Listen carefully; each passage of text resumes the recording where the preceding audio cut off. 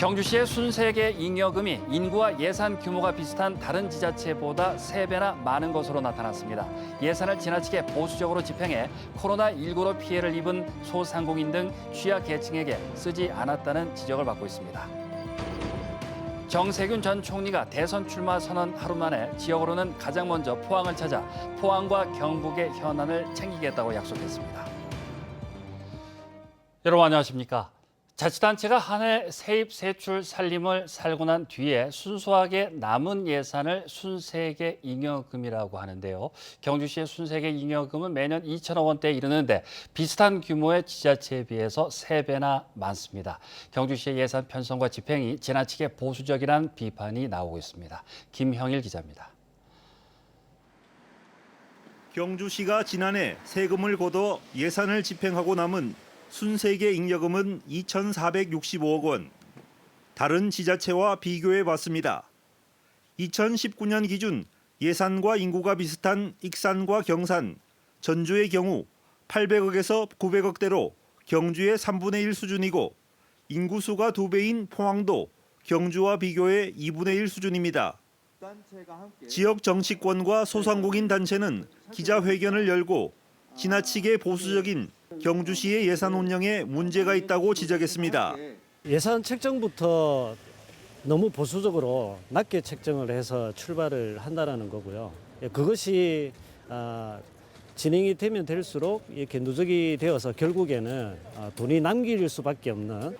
더구나 지난해 유례없는 코로나19 사태로 지역 경제도 큰 타격을 입었는데 경주시는 평년처럼 2천억대의 순세계 잉여금을 남겼다며 적극적인 예산 집행을 요구했습니다.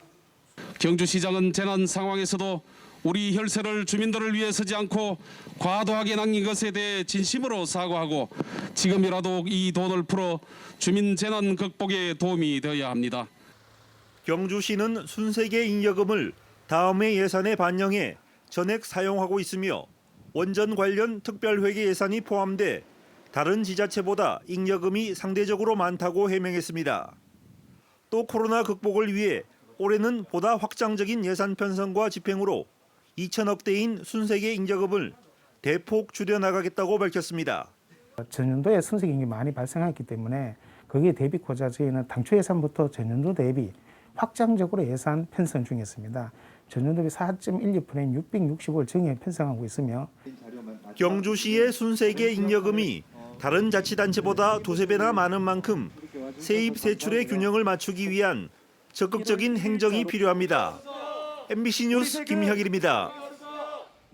어제 대선 출마를 선언한 정세균 전 국무총리가 민주당 후보로는 가장 먼저 포항을 찾았습니다. 정 전 총리는 오늘 포항시청에서 기자간담회를 갖고 지금은 위기 극복 능력과 국민 통합을 이룰 수 있는 지도자가 필요한데 자신은 김대중, 노무현, 문재인 대통령에게 중용돼 잘 훈련된 후보라고 강조했습니다. 또 자신이 포항의 사위라며 포항시와 경상북도 현안 중 하나인 영일만 대교 건설이 지역 균형 발전 차원에서 필요성을 정하는 만큼 기획재정부의 관심 사업으로 전환시킨 뒤에 성사될 수 있도록 노력하겠다고 밝혔습니다. 이어 포항시 평생학습원 대강당에서 담대한 회복, 강한 대한민국을 주제로 특강을 했습니다. 권영진 대구시장이 이틀 전 시의회 시정 질문에 답하면서 얀센 백신을 부정적으로 언급했는데 오늘 중앙방역대책본부가 얀센은 이미 효과와 안전성이 입증된 것이라고 반박했습니다. 대구시와 관련 정보를 모두 공유하고 있는데 시장의 이런 발언에 놀랐다는 입장을 밝혔습니다. 조재한 기자입니다. 이틀 전인 지난 16일 대구시 의회에서 화이자 백신 논란에 대한 시정 질문이 있었습니다. 한미 정상회담에 따른 백신 도입을 권 시장이 비난한 건 정치적 이유 때문이 아니냐는 시의원 질문이 나오자 권영진 대구시장은 충격적인 발언을 했습니다. 대통령께서 백신을 가지고 들어오신 거는 55만 군 장병용입니다. 근데 저는 이해가 안 가는 것이요. 얀센은 지금 미국에서도 4월 중순부터 임시 사용 중단이 되었던 백신입니다.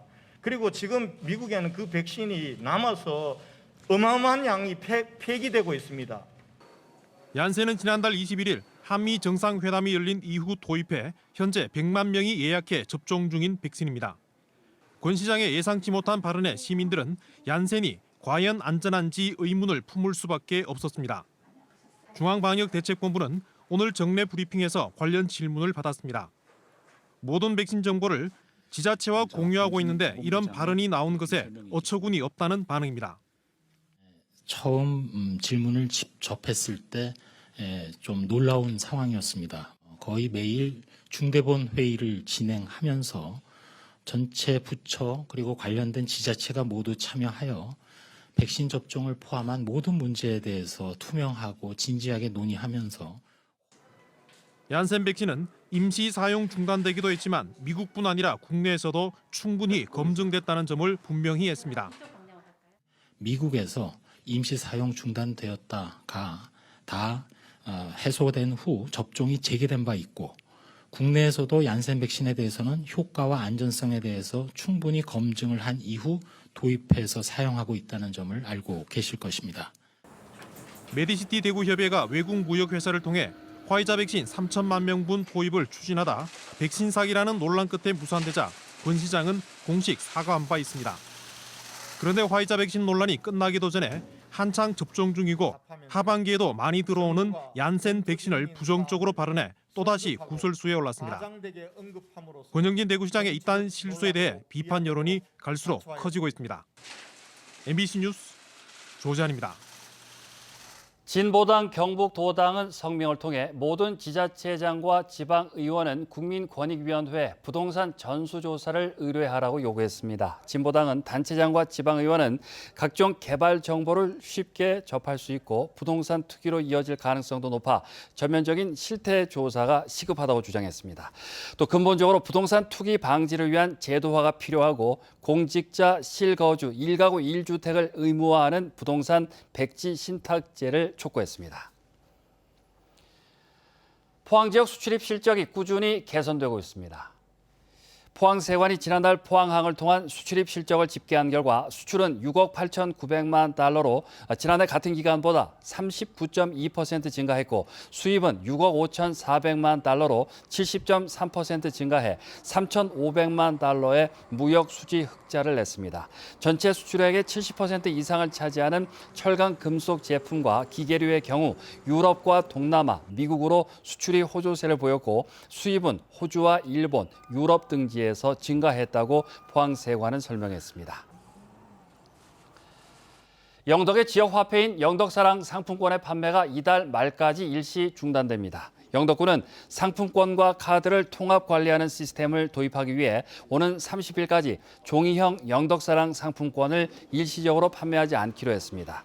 다만 영덕사랑 카드 사용이나 충전은 정상적으로 진행되며 다음 달 1일부터는 상품권과 카드 관리가 통합적으로 운영될 예정입니다. 경북교육청은 학생들이 책을 쉽게 접하고 자율적인 독서 문화가 확산되도록 우리반 책 다락을 운영합니다. 우리반 책 다락은 코로나19 장기화로 인한 학생들의 우울감과 불안감을 독서를 통해 치유하는 프로그램으로 14,000여 학급에 66억여 원을 지원합니다. 자율적인 독서 문화 확산을 위해 학급 구성원의 의견을 반영해 도서를 구입하고 언제든지 책을 읽을 수 있도록 학급에 따라 특색 있게 운영할 방침입니다. 통합 신공항 건설을 지원하기 위한 협의체 구성 결의안이 국회 국토교통위원회를 통과했습니다. 협의체는 여야 국회의원과 대구시장, 경북도지사, 국토부, 국방부 차관, 한국공항공사, 한국교통연구원 관계자 등으로 구성됩니다. 협의체는 향후 활주로와 터미널 등 민간 공항시설 건설, 철도 도로 등 접근 교통수단 마련, 안정적 사업 추진을 위한 재정 지원과 절차 간소화 등을 논의합니다.